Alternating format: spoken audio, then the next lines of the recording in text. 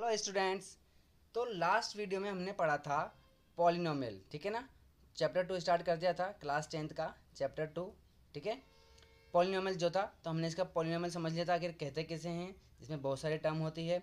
उसके बाद हमने देखा था फॉर्म ऑफ पॉलिनोमियल, यानी कि पॉलिनोमियल आखिर दिखता कैसा है। तो उसका फॉर्म क्या होता है, कॉन्स्टेंट, वेरिएबल और उसके ऊपर घात क्या होती है, होल नंबर, ठीक है। वो हमने देख लिया था। इसके बाद हमने देखा था क्या, टाइप्स ऑफ पॉलिनोमियल। तो हमने देखा था दो बेसिस पर देखे थे इसको, ठीक है ना। एक देखा था हमने टर्म्स के बेसिस पर और एक देखा था डिग्री के बेसिस पर, ठीक है। चलिए, तो टर्म्स के बेसिस पर 3 देखा था और डिग्री के बेसिस पर भी हमने 3 देख लिए थे। टर्म्स के बेसिस पर तो होते हैं मोनोमियल, बाइनोमियल और ट्राइनोमियल। मोनोमियल किसे कहते हैं, जिसमें 1 टर्म हो। बाइनोमियल किसे कहते हैं, जिसमें 2 टर्म हो और इसे 3 टर्म हो, ठीक है। इसी तरीके से डिग्री में देखते हैं, जिसकी डिग्री 1 होती है उसे लीनियर पॉलिनोमियल कह देते हैं, जिसमें डिग्री 2 होती है उसे क्वाड्रेटिक पॉलिनोमियल कहते हैं और जिसमें डिग्री 3 होती है उसे क्यूबिक पॉलिनोमियल कह देते हैं। अब चलते हैं इसके आगे।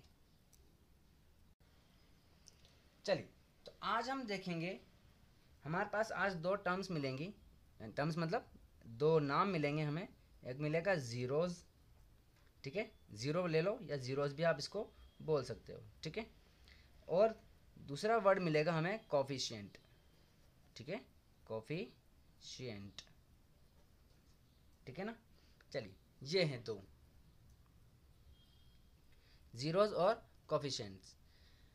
अब देखो, ये दोनों पहले तो देखिए होते क्या हैं, ठीक है। उसके बाद हम बात करेंगे इन दोनों में क्या रिलेशन है।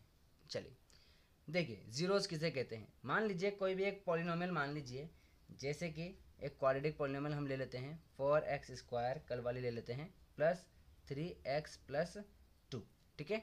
ये सॉरी, इसको ऐसा लिख दिया मैंने गलती से। देखिए, तो 3x² प्लस 3x+2, ठीक है, ये है।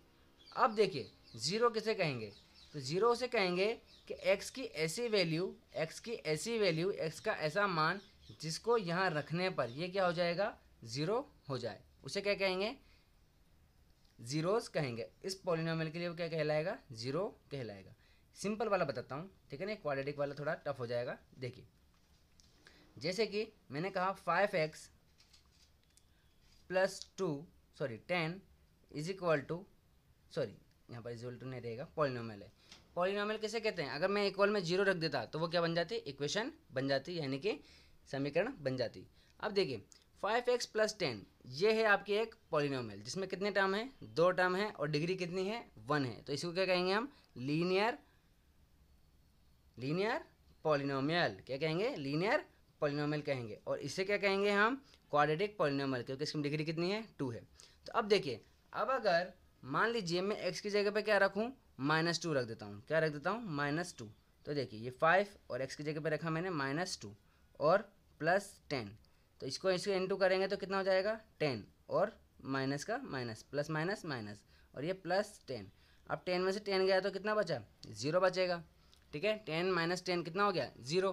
तो इसका मतलब क्या हुआ, यहाँ पर ये जो -2 है ना, यही क्या है, आपका x का मान है। ये क्या रखा हमने, x का मान रखा, क्योंकि x की जगह पर रखा था हमने।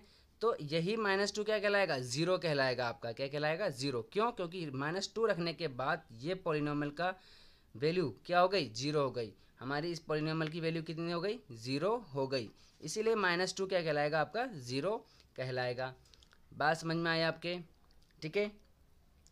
तो x का मान क्या रखा था हमने, -2, तो यही आपका क्या कहलाएगा, 0 कहलाएगा, ठीक है ना। इस तरीके से तो 0 किसे कहेंगे, 0 उसे कहते हैं जिसका x का वो मान या वेरिएबल की वो वैल्यू, जैसे यहाँ पर -2 है तो वेरिएबल की वो वैल्यू जिसे पॉलिनोमियल में या पॉलिनोमियल में रखने पर पॉलिनोमियल क्या हो जाए, 0 हो जाए, ठीक है। पॉलिनोमियल को सॉल्व करने पर क्या हो जाए, वो 0 हो जाए। तो उसको हम क्या कहेंगे, उस वेरिएबल की वैल्यू को हम क्या कहेंगे, क्या कहेंगे, 0 कहेंगे, ठीक है। चलिए, आई होप समझ में आ गया होगा आपके। अब देखिए कोफिशिएंट किसे कहते हैं। कोफिशिएंट कुछ नहीं होता है, आपके जो वेरिएबल होते हैं ना, वेरिएबल से कौन सा नंबर इनटू हो रहा है। जैसे कि वेरिएबल, यहाँ पर वेरिएबल देखा तो ये, तो इसका कोफिशिएंट क्या होगा, 4, क्योंकि इससे इनटू 4 हो रहा है। अब यहाँ पर देखिए ये भी एक वेरिएबल है, इसका कोफिशिएंट क्या है, 3 है, ठीक है। इसी तरीके से यहाँ पर x का कोफिशिएंट क्या है, 5 है, ठीक है। तो तो आई होप आप कोफिशिएंट भी समझ गए होंगे कि वेरिएबल से जो भी नंबर इनटू होता है उसे हम कोफिशिएंट कहते हैं। और ज़ीरो किसे कहते हैं? ज़ीरो कहते हैं कि वेरिएबल की वो वैल्यू जिसे पॉलिनोमियल में रखने पर पॉलिनोमियल क्या हो जाए? ज़ीरो हो जाए, उसे ही क्या कहेंगे? ज़ीरो कहते हैं। उस पॉलिनोमियल का वो ज़ीरो कहलाता है, ठीक है ना। हम इसको ज़ीरो नहीं कहेंगे, ज़ीरो कहेंगे इसको। क्यों? क्योंकि इसको इसमें रखने पर क्या हो जाएगा? ये ज़ीरो हो जाएगा, ठीक है। चलिए, आई होप समझ में आ गया होगा। तो आपको ज़ीरो कोफिशिएंट तो समझ में आ गया। अब देख लेते हैं इनके रिलेशंस। क्या देख लेते हैं? रिलेशन। रिलेशन का मतलब समझाता हूँ मैं अभी आपको, यानी कि एक फॉर्मूला होगा जिसमें आपका ज़ीरो और कोफिशिएंट के बीच में एक फॉर्मूला है, ठीक है। चलिए देखते हैं। देखिए, पहले देखते हैं हम, सबसे पहले देखेंगे हम लीनियर पॉलिनोमियल के लिए। किसके लिए देखेंगे? लीनियर पॉलिनोमियल के लिए। लीनियर पॉलिनोमियल के लिए, ठीक है। चलिए, तो देखिए लीनियर पॉलिनोमियल। तो लीनियर पॉलिनोमियल किसे कहते हैं बताइए? लीनियर पॉलिनोमियल उसे कहते हैं जिसकी डिग्री क्या हो? 1 हो, ठीक है। तो देखिए, लीनियर पॉलिनोमियल के लिए आपका जो फॉर्मूला होता है ज़ीरो का, वो क्या होता है? देखिए, zero is equal to minus constant upon coefficient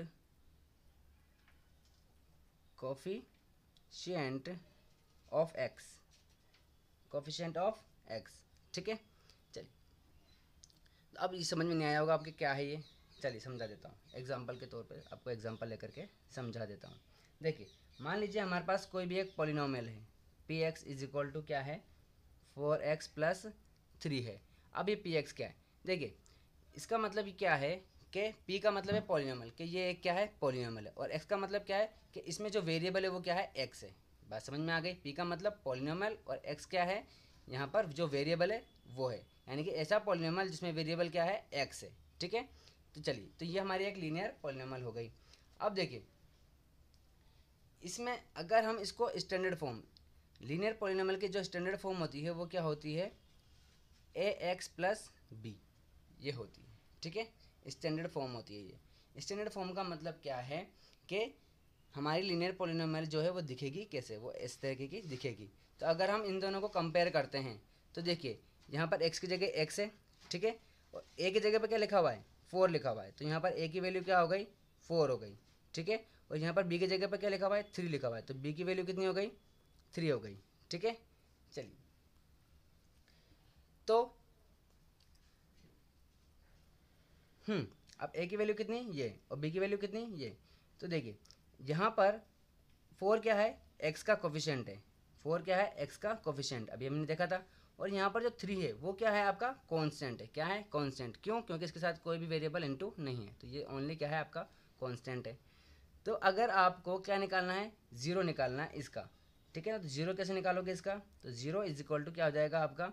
अभी हमारा ये फॉर्मूला है, तो माइनस की जगह माइनस, और कांस्टेंट क्या है आपका?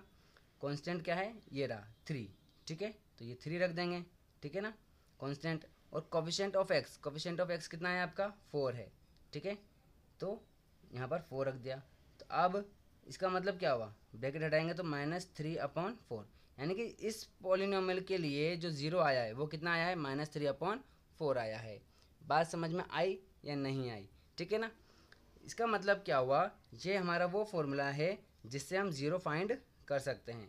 किसके लिए? लीनियर पॉलिनोमियल के लिए, ठीक है। समझ में आई बात?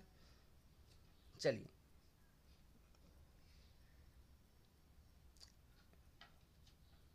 अब इसको हम constant minus constant upon coefficient of x, या तो आप इसको ऐसे भी याद रख सकते हैं, वरना आप इसको इस तरीके से भी याद रख सकते हैं कि ज़ीरो इज इक्वल टू क्या हो जाएगा आपका?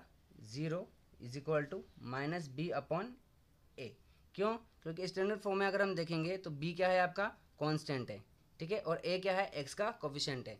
तो यहाँ पर कांस्टेंट लिखा हुआ है, तो यहाँ पर कांस्टेंट क्या है? बी है, तो ये बी लिखा हुआ है, माइनस की जगह माइनस है ही सही।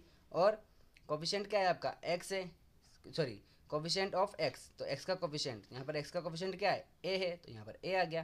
तो अब आपके जो भी कोई सी भी अगर आपकी पॉलिनोमियल आएगी उसमें आप बी और ए की वैल्यू देखेंगे। जैसे कि यहाँ पर है, तो यहाँ पर आपने ये आपकी पॉलिनॉमियल है ए एक्स प्लस बी, आपने इसे कंपेयर किया तो ए की वैल्यू कितनी आई 4 और बी की वैल्यू कितनी आई 3।